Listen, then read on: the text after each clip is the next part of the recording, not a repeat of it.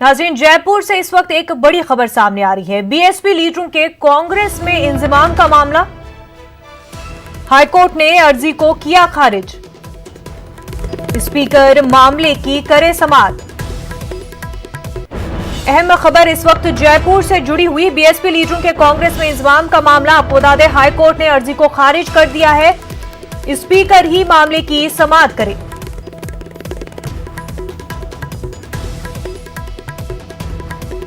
BSP के 6 लीडरों के कांग्रेस में इंजमाम होने का मामला हाईकोर्ट में आज समाअत हुई।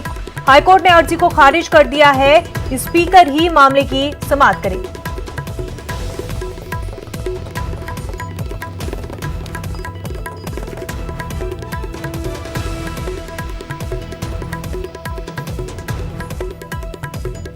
तो बीएसपी लीडरों के कांग्रेस में इंजमाम की अर्जी को हाईकोर्ट ने खारिज कर दिया है। हाईकोर्ट ने इस अर्जी को खारिज करते हुए स्पीकर ही मामले की समाअत करे, ऐसा सामने इस समाअत में हाईकोर्ट का कहना है। बीएसपी लीडरों के कांग्रेस में इंजमाम होने के मामले को लेकर समाअत हुई। हाईकोर्ट ने अर्जी को खारिज कर दिया है।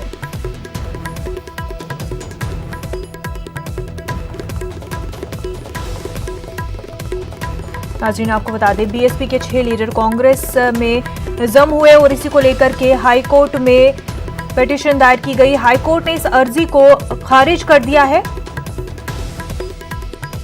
और कहा है कि स्पीकर ही मामले की समाअत करें।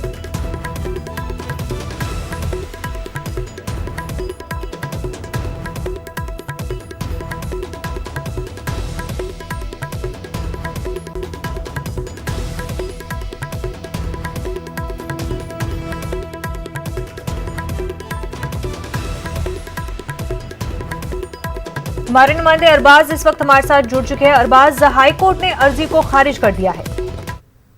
देखिए, एक बड़ा जो है सबका इस पूरे मामले के ऊपर ध्यान था कि कैसे राजस्थान में जो है असेंबली और जुडिशरी के बीच में जो एक बड़ा टकराव सामने आ रहा था कि जो जुडिशियल अपने तरीका से काम करने को लेकर असेंबली में जो असेंबली स्पीकर का जो तरीका था, दोनों चीजों को लेकर के सबकी नजर थी कि मामले पे जो याचिका है उसमें क्या नजरिया रहता है। फिलहाल जो 2 याचिका थी उसमें अगर देखा जाए जो बीजेपी की तरफ से जो राजस्थान के एमएलए हैं मदन दिलावर, उनकी जो पिटीशन थी उसे डिस्पोज कर दिया गया, जबकि जो बीएसपी की तरफ से पिटीशन को रिजेक्ट करते हुए हक दिया गया है कि आप आगे जाकर के जो असेंबली स्पीकर हैं उनके सामने अपनी बात रख सकते हैं, अपनी याचिका रख सकते हैं। इसके लिए वो पूरी तरह से आजाद भी, वो चाहे तो डिवीजन बेंच में चैलेंज भी कर सकते हैं। लेकिन फिलहाल क्योंकि 2 मिनट के लिए सुबह शुरुआत हुई, ऑनलाइन हियरिंग शुरू हुई और कुछ समझ पाते उससे पहले फैसला आ गया। और फैसला अभी इतना लंबा चौड़ा है ऑनलाइन, जिसे अभी डाउनलोड किया जा रहा है, उससे पढ़ करके समझने की जरूरत है। जो बीएसपी की तरफ से जो सीनियर एडवोकेट हैं दिनेश कुमार गर्ग साहब, वो हमारे साथ में मौजूद है, उन्होंने अभी इसमें पार्टिसिपेट किया। बीएसपी का क्या नजरिया इस पूरे मामले पर, क्या बातचीत वो रखना चाहते हैं, उनसे करते हैं। सर, आपका एक लंबा जो है मामला रहा, काफी लंबी घेरबंद रही और अब जो विधानसभा सत्र भी शुरू हो चुका है और इस समय एक बुरी खबर आपके लिए देखा जाए तो सिंगल बेंच की तरफ से कि आपकी जो याचिका है तो रिजेक्ट कर दिया गया और आपको ये अख्तियार भी दिया गया है कि आप आगे जाकर के इसको चैलेंज कर सकते हैं।